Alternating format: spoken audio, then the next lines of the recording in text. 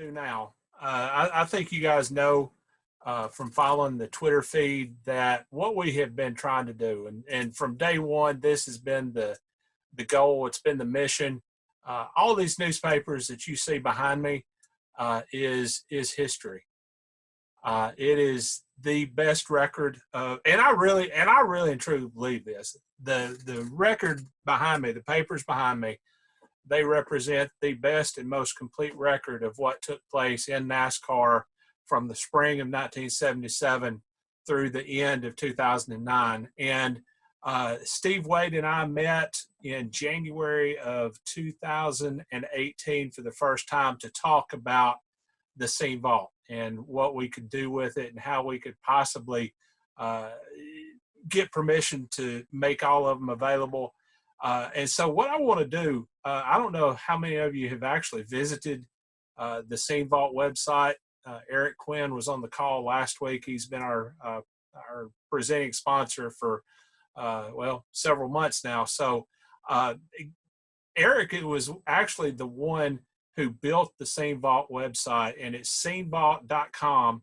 And over on that website, we actually have 4 complete issues of Scene. So if you get a chance, check that out. I would appreciate it if you didn't take screen captures and crop the page out and share all the photos and everything. Brian could probably speak to that. But seriously, in all seriousness, that is probably one of the biggest issues standing in the way of the Scene Vault podcast is the copyrights that we've got to deal with. But what I'm going to do now is I'm going to share the scene, actually it's the May 7th, 1987 issue of Grand National Scene. Can you guys see it? Can everybody see it? Okay.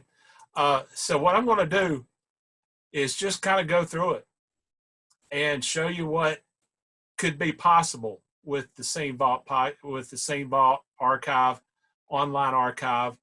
But as you can see, this was a packed issue. It was Davey Allison's first career win. It was the race where Bill Elliott qualified at 212.809 miles an hour. And it was also the race where Bobby Allison wrecked and nearly went into the grandstands.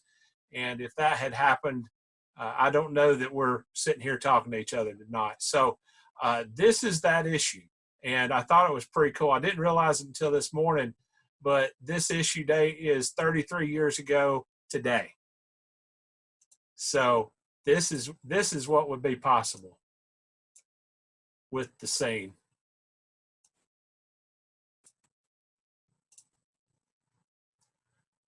Now, how about Steve Wade? Look at Steve, styling and profiling. And here is somebody that has really meant a lot to my career. I never met Joe Whitlock, but I actually saw him in the media center. My very first credentialed race was in April of 1991. I actually saw Joe in the infield media center, and I literally could not get up the nerve to speak to him because that was Joe Whitlock. And he was, honestly, I would consider him to be the greatest rider who ever stepped foot in a NASCAR media center. So here's a column by Deb Williams. I owe my career to Deb and to Steve. They were the ones who took a chance on me and hired me. And I was a young, inexperienced writer working at a weekly newspaper with a paid circulation of less than 5,000. And the week after I started at Winston Cup Scene, we went over 100,000 in paid subscribers. So that was definitely a little bit of a culture shock, but it was definitely pretty cool to get to go to races and have somebody else pay the tab. But this is, again, Davey's first win. And so just the artwork, David Shobat was the main photographer, the staff photographer at the time. Give you a little bit better look at this. But the work that the writers did and the work that the photographers did, I really do believe complemented each other. This is Deb's story on Bobby's wreck. And you can see that that car was really, really tore up. And of course, during that race, there was I guess a 2 or 3 hour red flag to repair the fence. So yeah, this is history, folks, and we can't lose it.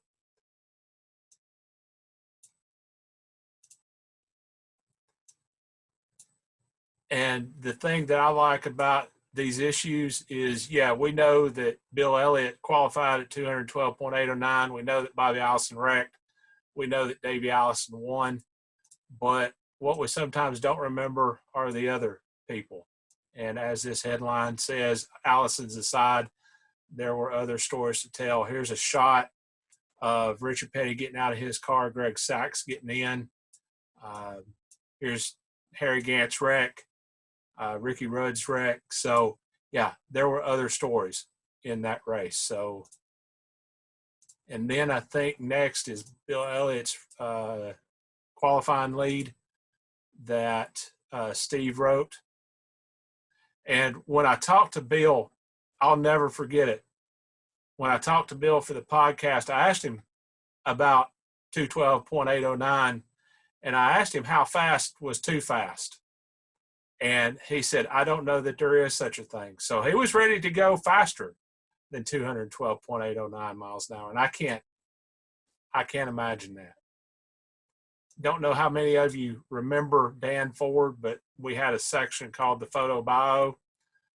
Steve Chrisman, there's a feature on him, a guy that not a lot of people remember. And that was one of the great things about Grand National Scene. There's old Mike Beam. Here's Derek Cope, well before his Bob Whitcomb and 1990 Daytona 500 days. Pete Wright, photo bio. I know Jerry Kennan remembers him. Here's Bobby Allison, Bobby Hillen, a Miller Genuine Draft ad. And here's an interesting story.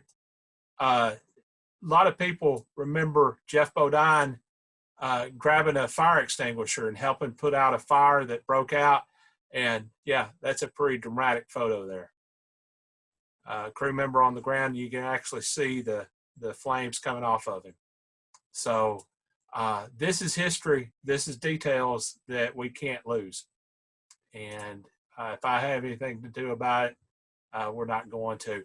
One of my favorite sections in the paper was the pit pass section. And it was basically just little nuggets about things that were going on. And every once in a while, quite often actually, as a matter of fact, the pit pass section had some of the best items in the newspaper. Just things that might not have fleshed out into a full story. But that was one of my favorite sections in the paper. And the rest of the paper,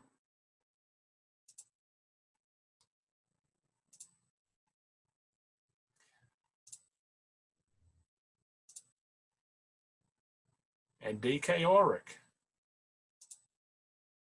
So yeah, that's an old issue, Grand National Scene. And I don't know how many of you could imagine having access to that. But that's what we're trying to do. That's one issue. That's one issue of history. And behind me are nearly 2,000 issues. So that is a tremendous amount of history. And we are working to make them all available.